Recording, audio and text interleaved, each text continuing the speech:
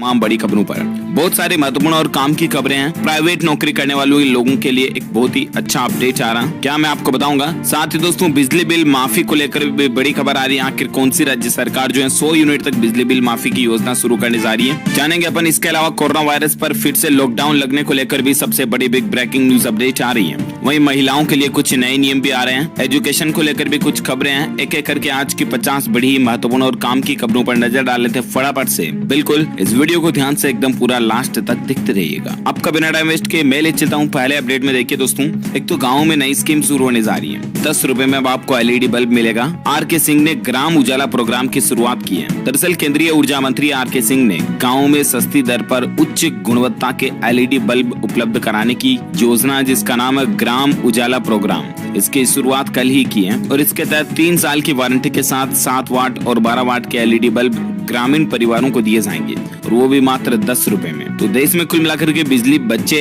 और बिजली बचाने की ये जो योजना है, इसी के तहत सरकार की बहुत अच्छी प्लानिंग है। इस योजना के पहले चरण में बिहार, उत्तर प्रदेश, महाराष्ट्र और आंध्र प्रदेश सहित इन राज्यों के कई जिलों में कुल 1.5 करोड़ बल्ब बांटे जाएंगे और धीरे धीरे पूरे देश के ग्रामीण लोगों में ये बल्ब पहुंचाए जाएंगे, है ना। अच्छी पहल है। और साथ ही अगली खबर देखिए, हेल्थ पॉलिसी को लेकर अपडेट है दोस्तों की। आरोग्य संजीवनी के बीमा धारकों को बड़ी राहत मिली है। अब 10 लाख तक हो चुका है इनका बीमा कवर। जहां देश का हर व्यक्ति स्वास्थ्य बीमा के दायरे में आए, यानी कि हेल्थ इंश्योरेंस से प्रोटेक्टेड रहे हर एक व्यक्ति, इसके लिए सरकार लगातार कोशिश कर रही है। और इसी दिशा में इंश्योरेंस रेगुलेटरी यानी कि IRDA ने स्टैंडर्ड हेल्थ इंश्योरेंस पॉलिसी के लिए मिनिमम कवरेज की लिमिट को घटाकर 50,000 रूपए कर दिया, जबकि अधिकतम लिमिट 10 लाख रूपए कर दी है। और अब आरोग्य संजीवनी पॉलिसी जो की एक कॉमन हेल्थ पॉलिसी है, इस पर आपको 10 लाख रुपए तक का कवर मिलेगा। ये IRDA ने बदलाव किया है इस पॉलिसी में। ओके, अगली खबर देखिए दोस्तों, भारत के ई-कॉमर्स बाजार को लेकर एक सर्वे में इस बात का पता चला कि साल 2024 तक 99 बिलियन डॉलर तक पहुंच जाएगा भारत का ई-कॉमर्स बाजार। मतलब कि ई सेक्टर में भारत में 27% की ग्रोथ देखने को मिलेगी आने वाले जस्ट 3-4 साल के अंदर, जो कि अच्छी बात है भारत के लिए।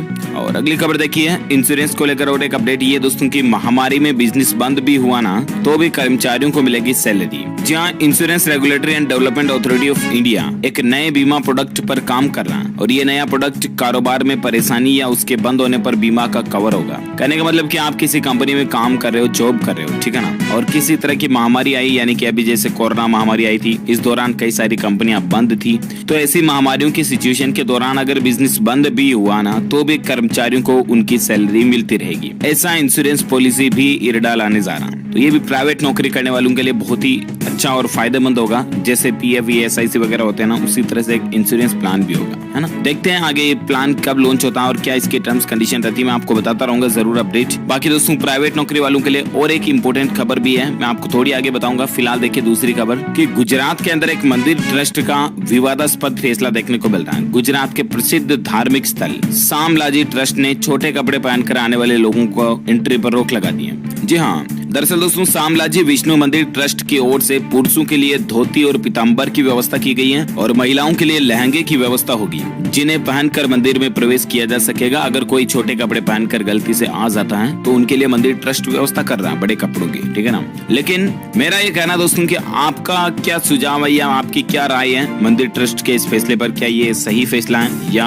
आपका क्या कहना है इस पर? मुझे कॉमेंट करके जरूर बताइएगा। खैर, प्रशासन की अपनी अपनी व्यवस्थाएं हैं अपने अपने हिसाब से, आपकी राय भी कमेंट में दीजिए। फिलहाल अपन बात करें अगली खबर में। देखिए दोस्तों, सरकार ने एक बड़ा फैसला लिया कि कोरोना टीका के कारण अगर कोई व्यक्ति बीमार हो जाता है ना तो अस्पताल का खर्च बीमा कंपनी उठाएगी। जहां कोविड-19 के टीकाकरण को लेकर अगर आपके मन में डर है कि टीका लगाने के बाद साइड इफेक्ट हो सकते हैं और आपकी तबीयत खराब हो सकती है, आप अगर अस्पताल में भर्ती हो सकते हैं, तो इस दौरान आपका खर्च जो भी मतलब हॉस्पिटल एक्सपेंसेज होगा ना, उस दौरान हेल्थ इंश्योरेंस कंपनी उठाएगी। ऑफिशियली भारतीय बीमा विनियामक प्राधिकरण यानी कि IRDA ने इस बात को लेकर निर्देश जारी कर दिया। तो ये भी अच्छी पहल है, क्योंकि इससे लोगों के दिमाग में मतलब वैक्सीन नहीं लगवाने के प्रति नेगेटिविटी जो है वो नहीं रहेगी। ओके, और अगली खबर देखिए दोस्तों, बंगाल में 21 मार्च को बीजेपी का घोषणा पत्र जारी होगा। जी हाँ, कांग्रेस का घोषणा पत्र कल ही जारी हो चुका था, और 21 मार्च को वेस्ट बंगाल में असेंबली इलेक्शन के लिए अमित शाह भी बीजेपी का घोषणा पत्र जारी करेंगे, और इसमें OBC वालों पर कोई बड़ा ऐलान हो सकता है।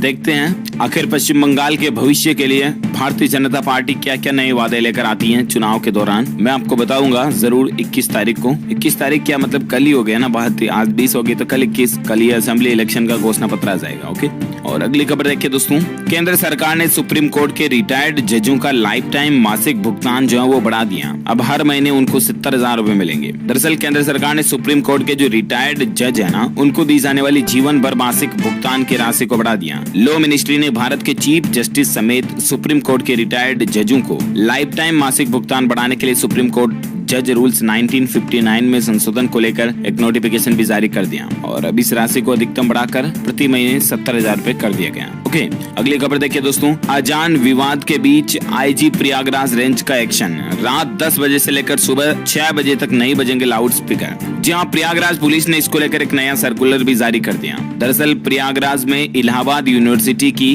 वीसी संगीता श्रीवास्तव की शिकायत के बाद पुलिस ने अब रात में लाउड स्पीकर बजाए जाने पर सख्त रुख अपना लिया।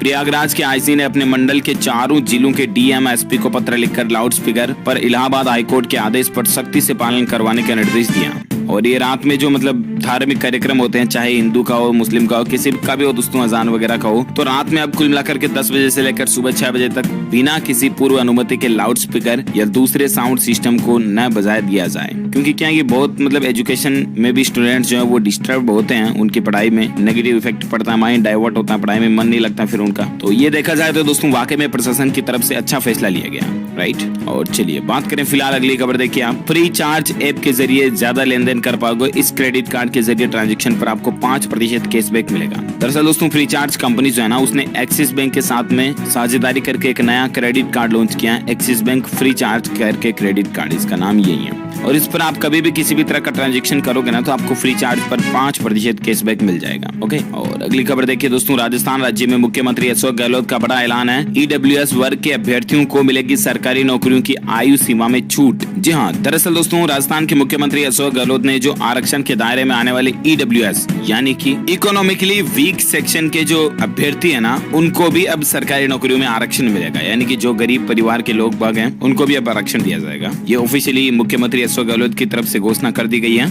अच्छा, साथ ही अगली खबर देखिए दोस्तों, प्राइवेट नौकरी करने वालों के लिए एक इंपॉर्टेंट अपडेट आ रहा है। सबसे बड़ी खबर देखिए, 100 से ज्यादा अगर किसी कंपनी में कर्मचारी होंगे ना, तो अब उस कंपनी को कैंटीन लगवाना पड़ेगा। मतलब कि अपनी कर्मचारियों वगैरह के लिए कैंटीन की व्यवस्था करनी होगी। 1 अप्रैल से यानी कि जस्ट अगले महीने से मोदी सरकार इस तरह का नियम लागू करने जा रही है। केंद्र सरकार जो है नए श्रम कानून के तहत देश में कंपनियों में कर्मचारियों के लिए कैंटीन जरूरी करने और सरकारी योजनाओं को मजबूती से लागू करने के लिए वेलफेयर ऑफिसर नियुक्त करने के नियम भी लागू कर रही है। सरकार इन नियमों को देश भर में 1 अप्रैल से लागू करने की तैयारी में है और देखते हैं अब आगे इस पर और क्या अपडेट आता है। ओवर टाइम वगैरह के नियमों में भी बदलाव होगा, मैंने आपको अपडेट बताया था। हर 5 घंटे में आपको एक ब्रेक मिलेगा कंपनी में काम करने के दौरान वगैरह वगैरह, काफी रूल्स हैं। देखते हैं ऑफिशियली 1 अप्रैल से लागू होते हैं या नहीं। जो कोई भी अपडेट आएगा मैं आपको बताऊंगा।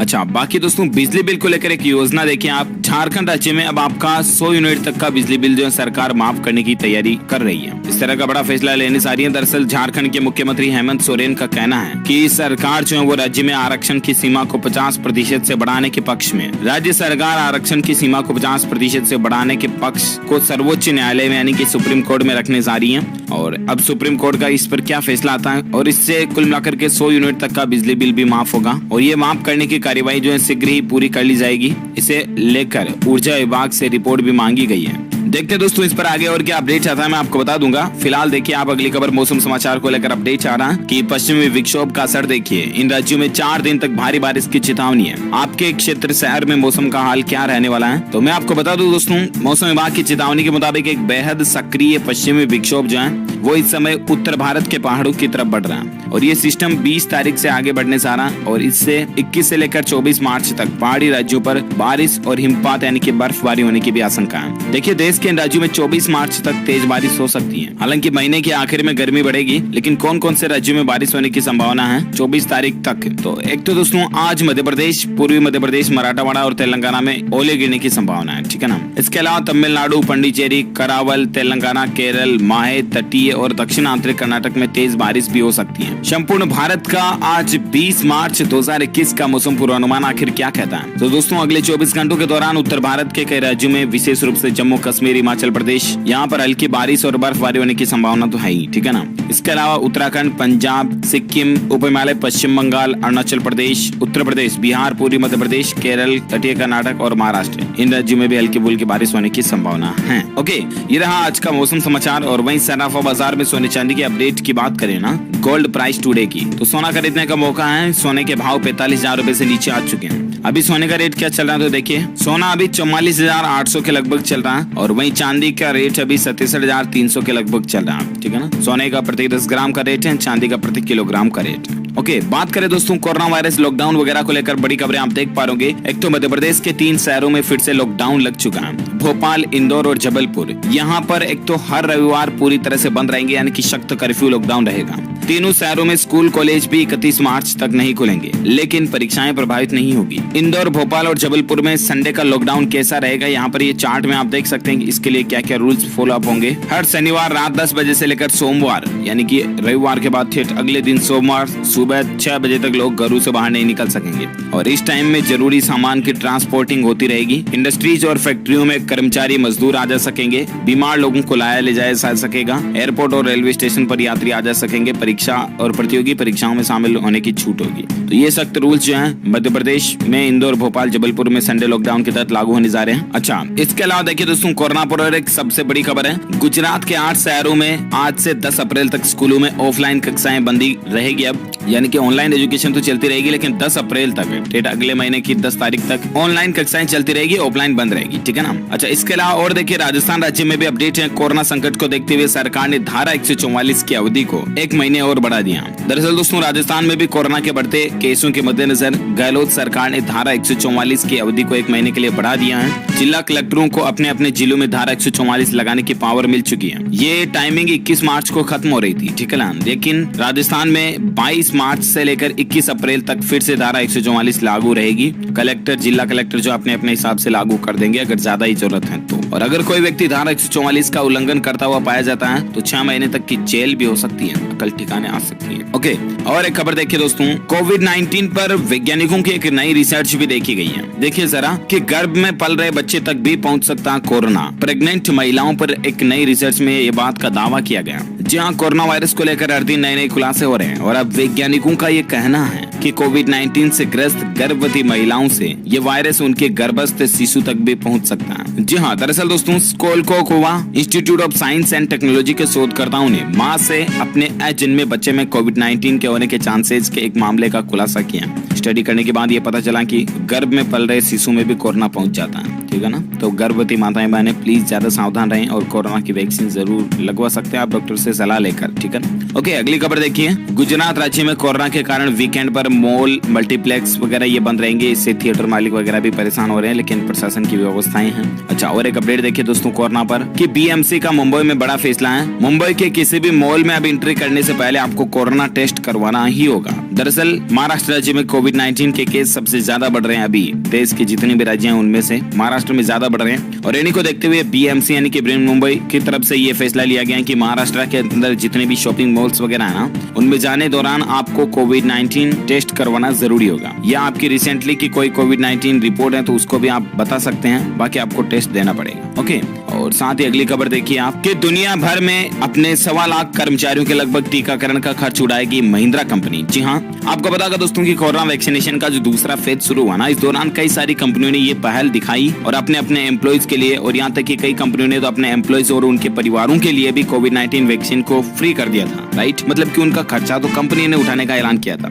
अब देखिए यहाँ पर महिंद्रा कंपनी भी, टेक महिंद्रा कंपनी जो है, उसने भी अनाउंसमेंट कर दिया कि इसके जितने भी एम्प्लॉइज हैं, लगभग दुनिया भर में इसके 1.25 लाख के समथिंग एम्प्लॉइज हैं, तो उनका कोविड-19 वैक्सीन का खर्चा जो है कंपनी खुद उठाएगी। ओके, अच्छी पहल है। और अगली खबर देखिए दोस्तों, इन 8 राज्यों से आने वाले पैसेंजर्स का मणिपुर एयरपोर्ट पर कोरोना टेस्ट जरूरी होगा और रिपोर्ट आज आने तक आइसोलेशन में ही रहना पड़ेगा। दरअसल मणिपुर के स्वास्थ्य कर्मचारियों को यह आदेश मिल चुका है कि देश के 8 राज्यों से मणिपुर आने वाले जितने भी पैसेंजर है ना, उनका वीर टिकेंद्रजीत इंटरनेशनल एयरपोर्ट पर शुक्रवार से कोविड-19 RT-PCR टेस्ट किया जाएगा। वो 8 राज्य कौन कौन से हैं तो महाराष्ट्र, केरल, छत्तीसगढ़, मध्य प्रदेश, गुजरात, पंजाब, राजस्थान और हरियाणा, ये राज्य शामिल हैं। ओके। और साथ ही अगली खबर देखिए दोस्तों, उबर कंपनी भी एक नई पहल कर रही है, कोविड वैक्सीनेशन के लिए फ्री राइड भी देगी, यानी कि जो कोरोना का टीका लगाने के लिए जहाँ रहा ना, उन लोगों से पैसे नहीं लेगी उबर कंपनी, जो कि कैब कंपनी आपको पता होगा। अच्छा, ये तो रही कोरोना से जुड़ी कुछ प्रमुख बड़ी खबरें। और अब कोरोना के आंकड़ों की बात करें ना, तो भारत में देखिए दोस्तों आंकड़ा है 40,000 के समथिंग, 41,000 के लगभग नए मामले देखे गए, 40,900 है ना। और उसके बाद भारत में कुल संक्रमित मतलब 24 घंटों में इतने केस आए, और उसके बाद भारत में कुल संक्रमितों की संख्या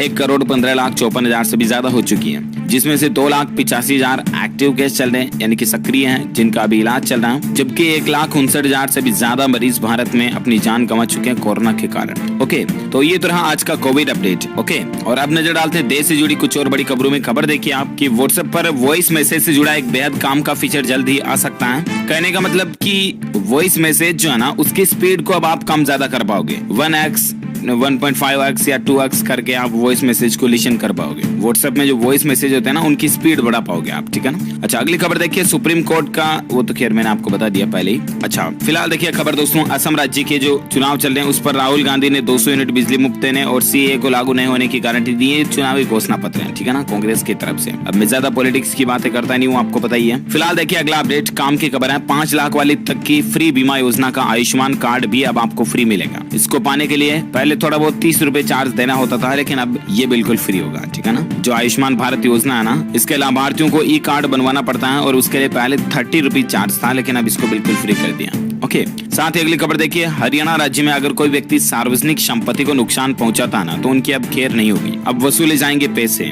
जी हाँ, हरियाणा में सार्वजनिक संपत्ति को नुकसान पहुंचाने वालों की अब केयर नहीं होगी। हरियाणा विधानसभा में एक इस तरह का कानून या विधेयक जिसे कहते हैं वो पारित हो चुका है। इसके तहत सार्वजनिक संपत्ति को नुकसान पहुंचाने वाले हिंसक प्रदर्शनकारियों से क्षतिपूर्ति की वसूली की जाएगी। मतलब बहुत से लोग ऐसे होते हैं ना, जो यूं ही आंदोलन वगैरह के बहाने या यूं ही हर किसी चीज का प्रदर्शन धरना देने के बहाने सार्वजनिक संपत्तियों को नुकसान पहुंचाते हैं, राइट। तो ऐसे में अब जो पहुंचाने वाले होंगे ना, उनको जेब से हर्जाना देना पड़ेगा, तब बीच अकल ठिकाने आएगी। अब सार्वजनिक संपत्तियों में क्या क्या चीजें आपको पता ही है। मान लीजिए रेलवे ट्रैक है तो उसको तोड़ देते हैं कई लोग, बस स्टैंड पर कोई तोड़ा फोड़ा कर देते हैं, रेलवे स्टेशन पर कोई तोड़ा फोड़ा करना है, और भी कई सारी सार्वजनिक चीजें जितनी भी है ना, सरकारी संपत्तियां। देखा जाए दोस्तों तो सार्वजनिक चीजें सब हम सब की ही हैं, तो तोड़ने का मतलब नुकसान हमारे घर में ही है। भारत हमारा देश है, भारत हमारा घर है, भारत हमारा परिवार है। तो हमारे परिवार में ऐसे थोड़ी ना कि बैठे बैठे यूं टीवी को तोड़ दिया यार, घर में पड़ी तो यूं बैठे बैठे किवाड़ को तोड़ दिया यार, ऐसा तो नहीं करते ना हम अपने परिवार में। तो फिर भारत में ऐसा क्यों करें, देश में ऐसा क्यों करें। हमारा देश भी तो हमारा परिवार है, हमारी फैमिली है। यस, आप किसी चीज के लिए सरकार से बगावत कीजिए, ऑब्जेक्शन कीजिए, लेकिन शांतिपूर्ण आंदोलन होना तो अच्छा लगता था। फिलहाल देखिए दोस्तों अगली खबर,